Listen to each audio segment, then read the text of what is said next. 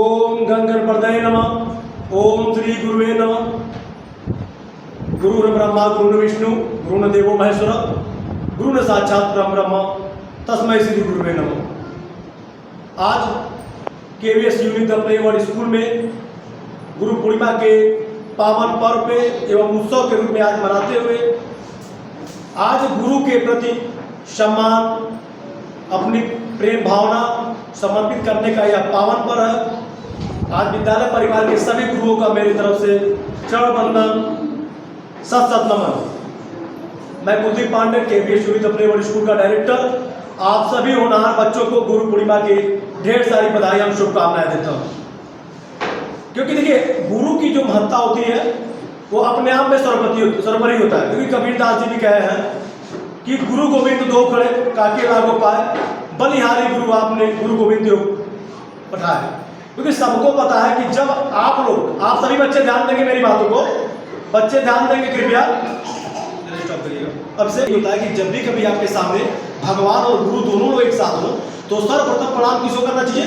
गुरु को करना चाहिए। भगवान सार्थक होते हैं, सहायक होते हैं, लेकिन गुरु हमेशा मार्गदर्शक होता है। हम लोग के जीवन के जो पहले गुरु होते हैं वो हमारे माता पिता होते हैं। क्योंकि जब पैदा होने के बाद गुरु ही जो है हम लोग की जो है माता पिता तो सीख देते हैं, तो जो पहला गुरु होता है माता पिता होते हैं। उसके बाद जो गुरु हमको सन्मार्ग में चलने की सीख देते हैं, हमें प्रेरणा देते हैं, वो होते हैं हमारे अभिभावक, साथ ही साथ गुरु शिक्षक। क्योंकि जब बड़े होते हैं तो जो गुरु मंत्र लेते हैं वो गुरु होते हैं।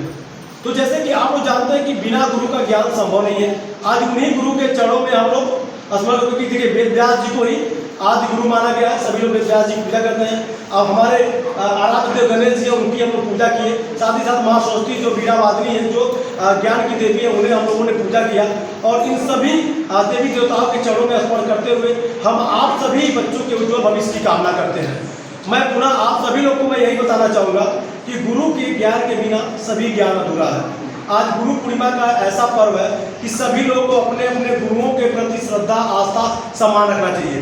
इसी के क्रम में बहुत ऐसे लोग शिष्य होते हैं जो गुरु को दक्षिणा के स्वरूप में जो धन दान से संपूर्ण हो, या जो चाहे फूल हो, चाहे कुछ उपहार हो, चाहे दान, ऐसे तमाम लोग अपने गुरुओं के प्रति आस्था का जो है अपना प्रभाव दिखाते हैं और गुरु के चरण को स्पर्श करने जाते हैं। आज गुरु पूर्णिमा के अवसर में बताना चाहूँगा कि आप सभी बच्चे, पहली बात तो आप लोग 4-5 ऐसे संकल्प लीजिए। पहला है शिष्टाचार, बड़ों का सम्मान और किसी कार्य को करने की लक्ष्य, उद्देश्य, सपने, और सबसे बड़ी चीज़ है ईमानदारी।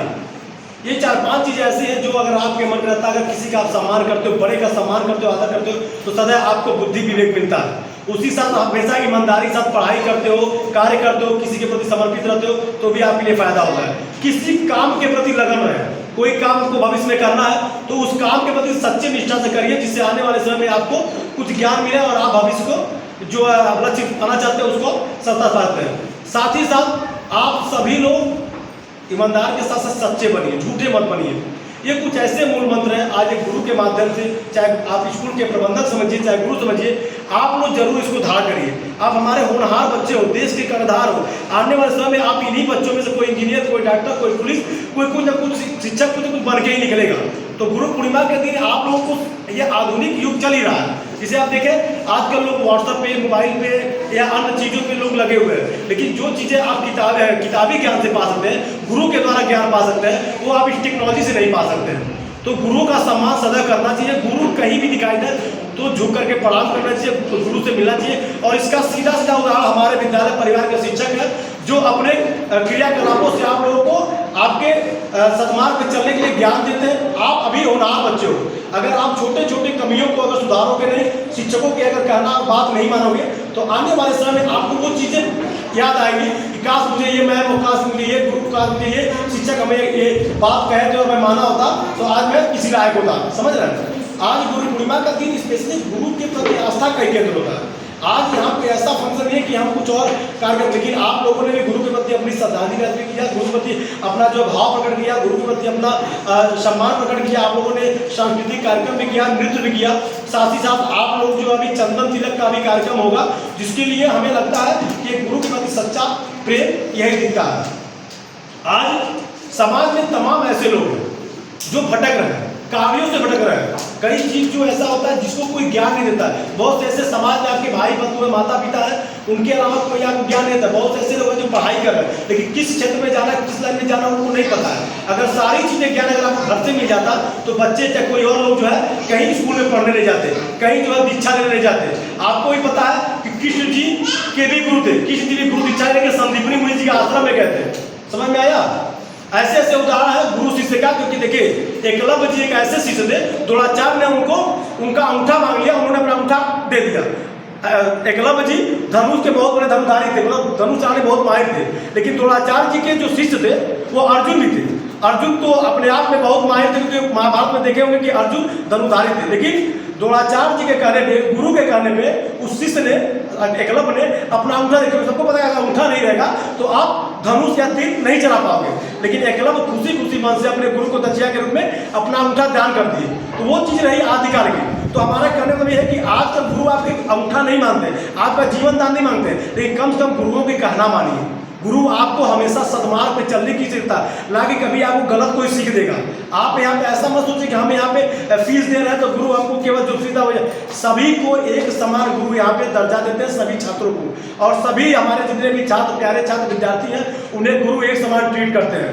और साथ ही साथ देखिए ऐसा नहीं है, सभी के अपने अपने समय में गुरु। चाहे हमारे भगवान श्री राम, सभी लोग जानते हो ना भगवान प्रभु को जो धनुष चलाते श्री राम जी, जानते हो ना, उनके भी गुरु थे।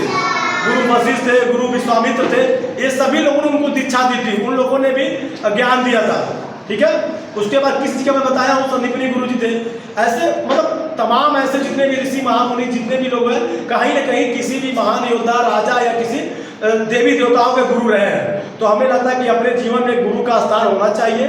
चाहे बच्चे छोटे हैं वो तो शिक्षक के रूप में, चाहे बड़े हो रहे हैं तो जो उनके गुरु मान देते हैं गुरु के रूप में। या देखिए गुरु केवल जो पढ़ाता है वही गुरु नहीं होता है। जिसके ज्ञान से आपको सदमार्ग पे चलने की शिक्षा मिलती है, ज्ञान मिलता है, वही आपके जीवन का गुरु है।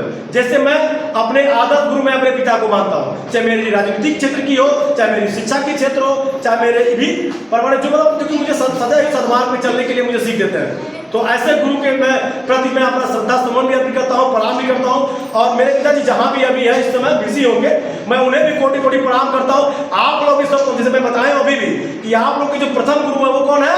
माता पिता है। तो सदैव माता पिता का प्रणाम करके घर से निकले और उनको सदैव सम्मान पूर्वक ही आदर दें, बातचीत करें, कभी उनसे ईर्ष्या और कोई ऐसा गुस्से में बातें ना करें। ये चीजें गुरु की प्रेरणा है। आप सभी लोग ध्यान दे करके इस चीज को धारण करेंगे।